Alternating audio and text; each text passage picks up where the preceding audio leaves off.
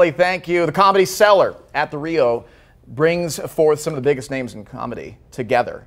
And we have Eddie Ifft here with us. Thank you for coming in. Thank you. From the Pittsburgh area. From the Pittsburgh. One of the biggest names in comedy. Yes, one of the biggest names in comedy. Absolutely. The biggest. Like there's Chris Rock, there's Jerry Seinfeld, there's Eddie Murphy, Eddie Ifft. Eddie Ifft. Eddie Ifft. No, you have been around. I've been around. You have. Oh, yeah. I'm a dirty little man. I'm a dirty man. What I meant by that, you traveled the world, right, to perform comedy? Yeah. I just went to India. They sent me. Did you? Yeah, Comedy Central sent me to India. I think they were trying to get rid of me. Did it work? Almost. I almost didn't come back. It was. I don't know if you've ever been to India. I have not. It's not on my bucket list. Yeah. But maybe Mumbai someday. My opening joke was in Mumbai it was 5,000 people, and I said, so I never met any of you before, but I think I've talked to most of you on the phone. And right. Yeah, that was almost the end. That was, see, no more India. And I was going to ask you, when you travel to these places, do you have to be careful about what to do? If you go to England, not joke about the royal family. India, don't joke about telemarketers. I always say, what can and I can't say? And they're like, oh, don't worry, do your thing. And then I do my thing, and they're like, why did you say that? And I'm like, you said go do whatever you do. And then they're like, you're going to be arrested.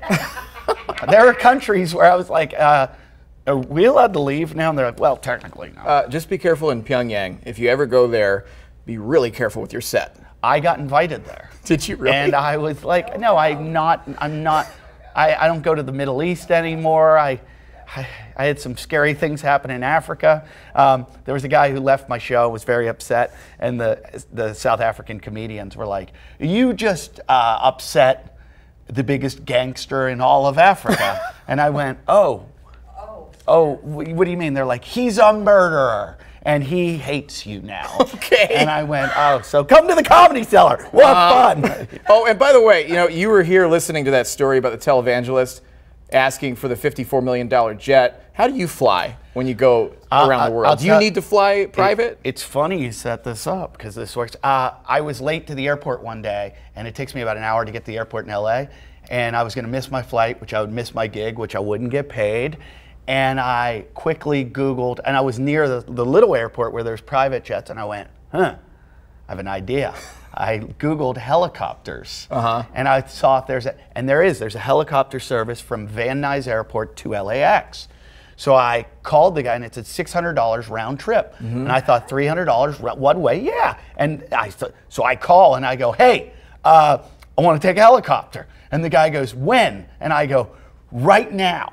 And he goes, I'm late for my flight, like have that chopper, get the motor going, I'm ready. I'll jump it. And he goes, who are you? He goes, you have to make a reservation 2 weeks in advance, it's round trip. And I go, oh, it's round trip, I just want to go one way. And he goes, this isn't Uber helicopters.